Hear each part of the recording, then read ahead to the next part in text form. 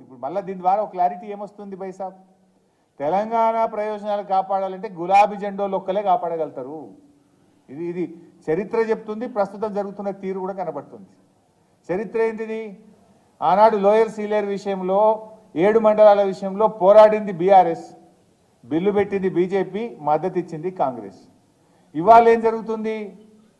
ఆంధ్రప్రదేశ్కు మన లాభం జరిగే విధంగా వెంటనే అసలు ఆపరేషన్ గైడ్ లైన్స్ లేకుండా, మన విషయాలు డిసైడ్ చేయకుండా మొత్తం ప్రాజెక్టులు కేంద్ర ప్రభుత్వానికి అప్పచెప్తాం, కేఆర్ఎంబీకి అప్పచెప్తాం అంటే రేపు ఏం కావాలి ఈ రాష్ట్రం? అంటే మరొకసారి కూడా ఇలా అటు కేంద్రంలో ఉన్న బీజేపీ ఒత్తిడి తెస్తుంది, రాష్ట్రంలో ఉన్న కాంగ్రెస్ ఒప్పుకుంటున్నది. అంటే రాష్ట్ర ప్రయోజనాలను వదిలేస్తున్నారు. ఇవాళ మళ్ళీ స్పందిస్తున్నది ఈ అంశం మీద ఒక కన్సర్న్తో మాట్లాడుతున్నది అగైన్ బీఆర్ఎస్ పార్టీ మాత్రమే. ప్రభుత్వం వెంటనే మేల్కోవాలి. అవసరమైతే మేము ఎటువంటి పోరాటానికైనా మరి వెళ్లాల్సి వస్తుంది. ఎందుకంటే రాష్ట్రం ప్రయోజనాలు చాలా ముఖ్యం.